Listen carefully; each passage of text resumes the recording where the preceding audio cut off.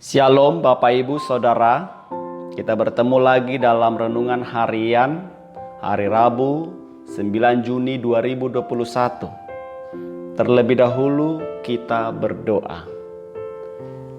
Tuhan Allah Bapa kami yang di sorga, terima kasih Tuhan buat kasih setia anugerah Tuhan, nafas baru, kekuatan baru hari ini. Engkau memberi kami kesehatan hingga hari ini. Biarlah Tuhan yang terus menuntun hidup kami untuk berpengharapan kepadamu saja. Firman Tuhan akan kami dengarkan.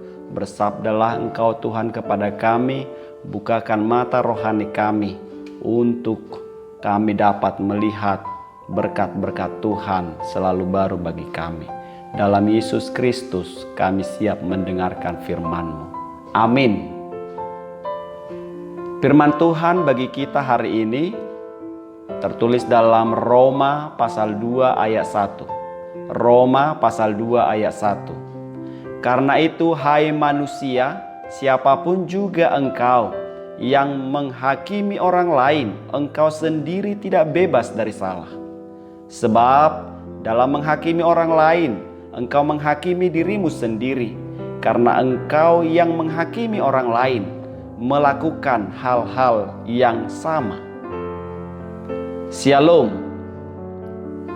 Saudaraku, seorang pemimpin adalah seorang komunikator yang baik, penyampai pesan berita yang baik.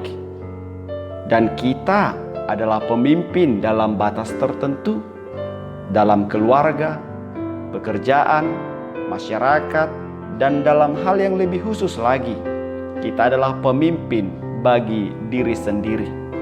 Karena itu dalam berkomunikasi hindari sikap saling menghakimi. Dewasa ini banyak orang yang berambisi ingin mengubah dunia. Banyak orang yang berambisi untuk mengubah hidup orang lain.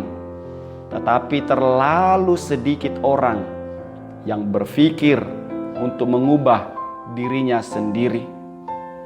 Tuntutan untuk hidup sempurna seringkali membuat seseorang bersikap kritis dan menghakimi, bahkan menghakimi orang lain.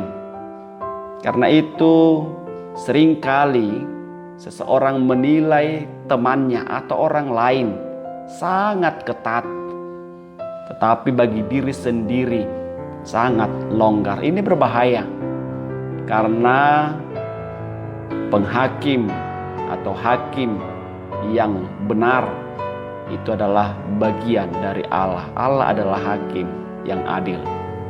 Dalam perikop ini ketika kita melihat kata menghakimi, bukan berarti kita tidak peduli dengan kesalahan orang lain. Seolah-olah itu adalah privasi orang lain dan bukan urusan kita. Bukan itu poinnya. Tapi sikap menghakimi yang dimaksud di sini adalah lebih kepada sikap yang terlalu agresif terhadap dosa, kesalahan orang lain, tetapi toleran dengan dosa dan kesalahan diri sendiri. Yesus tidak melarang mengkritik kesalahan orang lain. Kita juga melihat dalam Alkitab, Yesus seringkali mengkritik orang-orang Farisi. Yang diajarkan oleh Tuhan Yesus sebenarnya adalah untuk tidak mencari kesalahan atau kelemahan orang lain, tetapi lebih dahululah melihat diri kita sendiri dan sadarilah siapa kita di hadapan Tuhan. Ketika Paulus menuliskan suratnya ini kepada jemaat Kristen yang ada di Roma, ada persoalan di sana.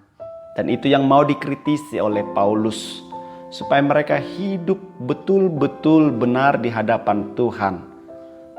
Tidak saling menghakimi, tapi saling membangun, saling memotivasi, dan terus bertumbuh di dalam iman. Paulus secara tegas menekankan bahwa kita semua berulang kali melakukan kesalahan. Dan di luar Kristus tidak ada jalan untuk bisa diselamatkan akibat dari dosa-dosa ini. Maka biarlah setiap persoalan, katakan itu masalah, itu adalah pendewasaan atau kesempatan bagi kita untuk belajar. Mari kita tanamkan dalam diri kita bahwa masalah, tantangan, hambatan adalah kesempatan bagi saya untuk belajar. Belajar banyak hal dan menjadi orang-orang yang berguna akhirnya. Yang harus kita lakukan adalah mau menerima kesabaran dan kesulitan itu sebagai bagian dari kehidupan kita, dan tidak mengizinkan si jahat memakai kesukaran untuk melemahkan iman kita. Mari menyerahkan segala sesuatunya kepada Allah di dalam doa kita, dan terus memandang kepada Yesus yang memberi kita berkat dan penyertaannya. Saya percaya kita semua adalah orang yang diberkati Tuhan, dan kita pasti bisa mengendalikan diri dan tidak terjerumus dalam hal saling menghakimi. Diberkatilah firman Tuhan. Amin.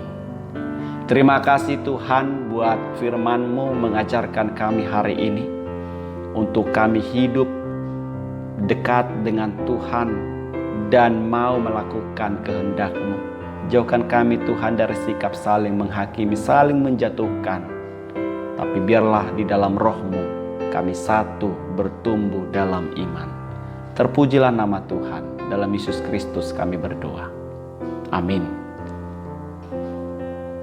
Demikian ayat renungan firman Tuhan hari ini. Selamat beraktivitas Bapak Ibu. Tuhan Yesus memberkati.